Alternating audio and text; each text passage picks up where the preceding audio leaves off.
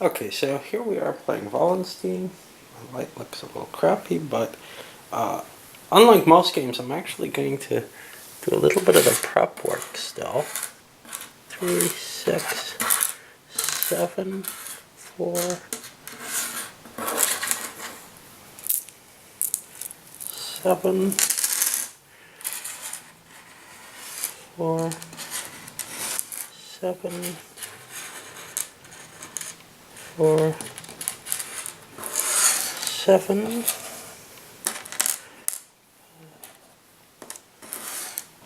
Take 10 of these going.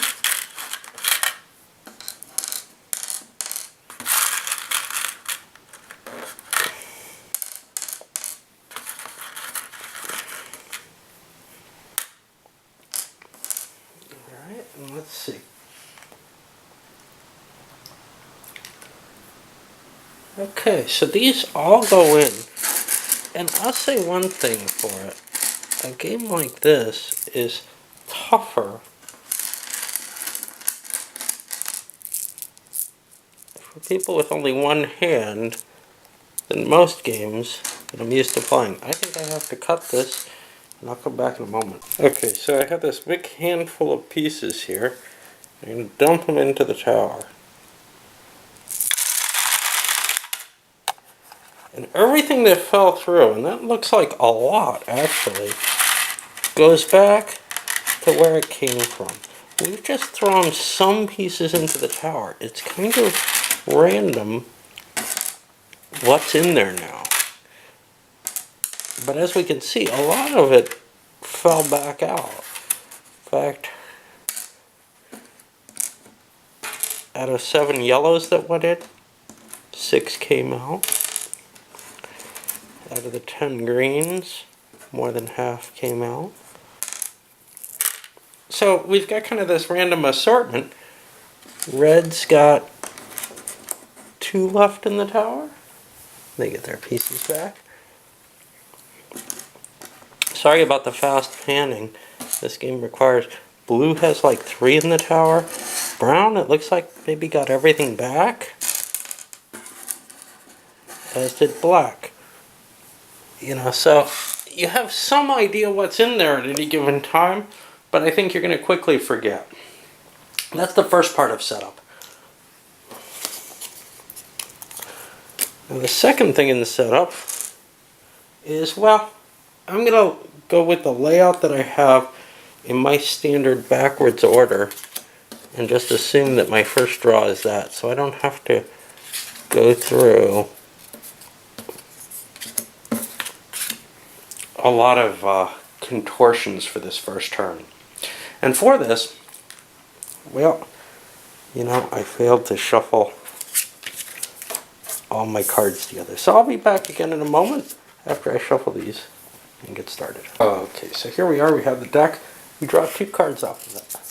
First one, Bamlitich. I wonder where that is. It's going to be up here. Second one, Oberfalls. Okay. So here's the deal. Black player's thinking immediately, and I think this is correct thought, that you want to consolidate your stuff. Why? Because if you can build kind of a shell of stuff, first of all, you're more likely to collect points because you have more buildings in your own area, and you'll be able to defend your interior lines. That makes this particularly attractive because it's on the edge of the board. It has 2 cities, so it sounds good to me. I'm going to take this, and I'm going to actually play a very small army there with the hopes of expanding. Now another card comes up for red. Crossen. It's over here. Now red's options look a little less attractive. This is the time when I pull out my friend, the randomizer. Because I don't know enough to be sure that those are good or bad. Neither one looks terribly attractive to me. Now this one, let's take a look at what he got. Produces decent. This looks like it produces good gold, and that's attractive. I'm not sure what the values are here though. but gold definitely looks important. I might take that, or I might take a top draw. I'm going to take the top draw. Now, I think I have to reveal this, and I get Bamzika. I don't know what BM is. Zweibrücken. And that's over here. Hey, that's fine. I'm going to go with a medium-sized commitment there and grab that card. Oops. And put it over here with my empties. Likewise, let's see, Brown. Brown is interested in this. He thinks it's an important location. So he's going to drop 4 pieces into it and grab it. And we go to yellow. Yep. Yellow gets a new card. Regensburg, which is kind of attractive. Has a high money versus grain to the others. I'm not sure which one stands better. He's going to draw a card. And he gets something that looks very attractive, actually. Holstein, way up in the corner. Lots of money. Lots of chips. He likes it. And he's going to put 2 armies in there with the hope of being able to build his base there. Okay, that puts it on blue. And blue is going to...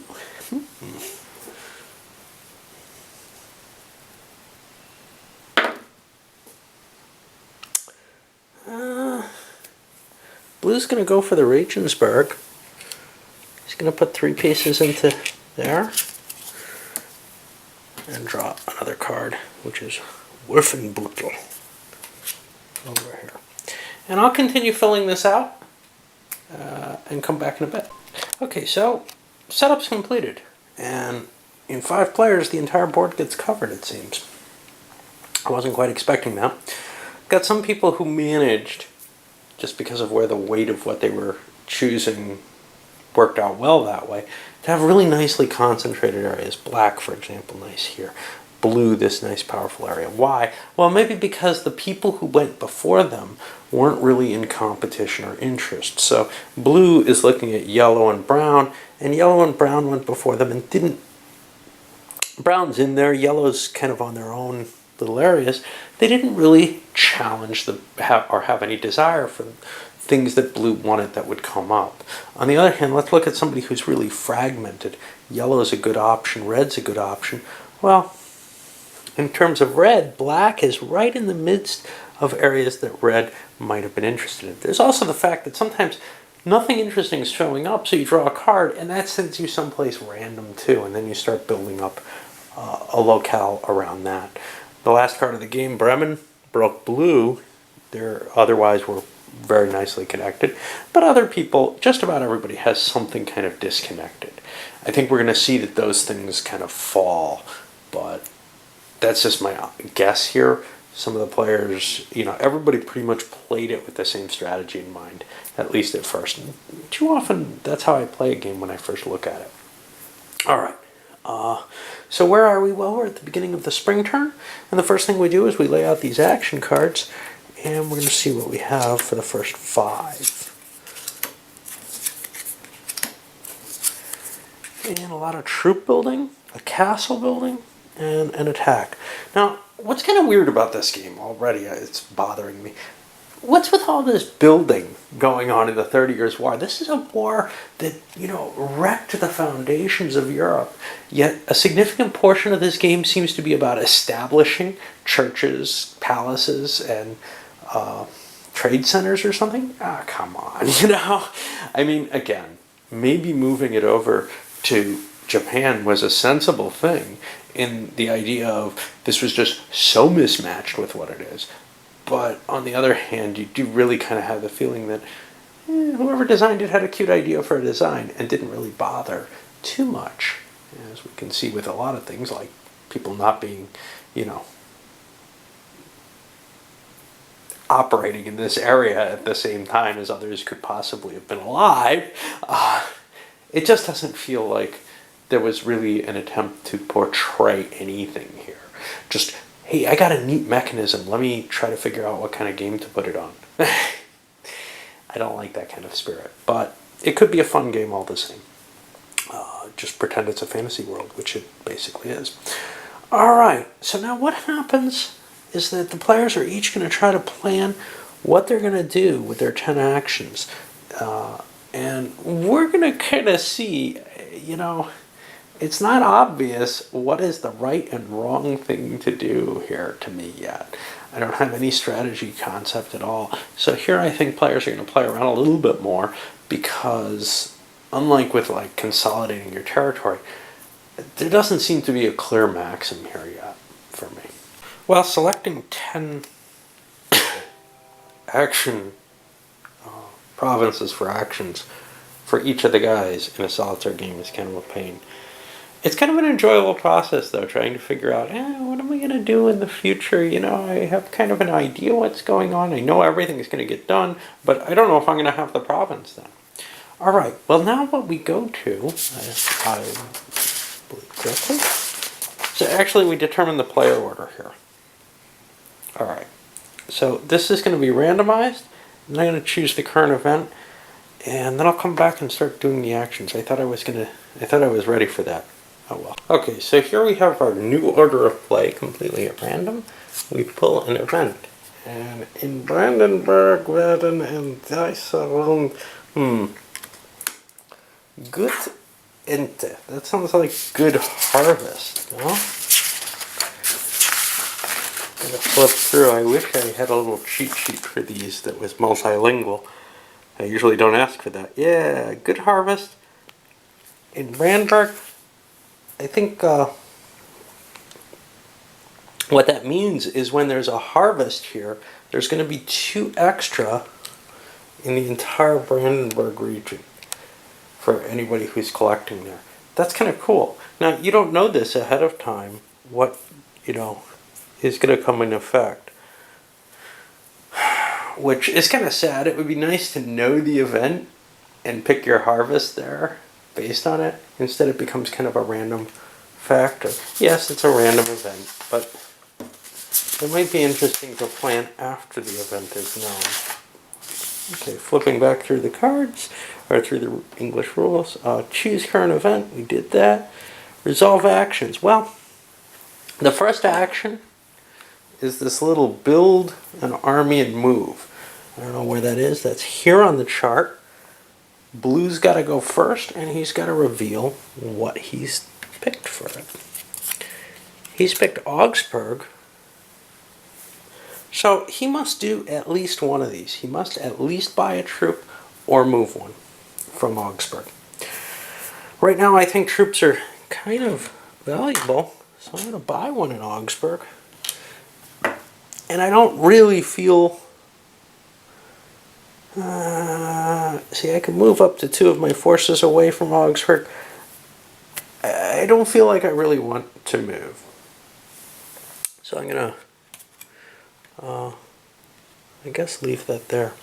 Alright, next player. It really doesn't matter. I could pull them out as they're used, but I think keeping track of them is of some interest. Next player is yellow. Yellow's got Altmark. Altmark's up here. Now he also definitely wants to buy a unit, but he may want to move too. And in order to do that, he wants to look, okay, who am I attacking with here? Lüneburg. And Lüneburg's facing some kind of difficult things. I'm going to kind of telegraph by pushing more forces into there. That can scare my opponents, but that's okay. Now we jump over to red as the next player. And he's picked one in Neumark. And again, I think buying troops is definitely a good idea. I'll drop something in Neumark, but I'm also going to slide an extra unit over here into Middlemark, which I think is a more valuable territory. I'm not really looking too much, I think, at fighting from there, but that's okay. Over to Brown. FM Bayern. I don't know what FM stands for, but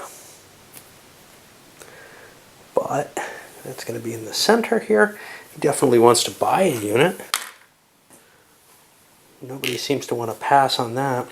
Does he want to move that unit down into Salzburg? Now, I think he's got something coming out of Salzburg, so he too is going to shift a unit down, get an added attack value there. All right. And now finally we're at black. And black has chosen Anhalt for this action. I'm sure he's going to buy a unit. Let's take a look at what's going on where that's happening. He might be willing to make a move out of Anhalt. He's not really planning on any attacks out of there. He could kind of push down into here, increasing the defensive capacity there, and also make it look like maybe he's making an attack to try to cut through in this direction. All right, well, that's the first one. And we get to see what the sixth one is going to be. That's going to be taxation. But now we go to the second one, which is more troop building. I'm going to go through that without really videoing, but then I'll come back and finish things up.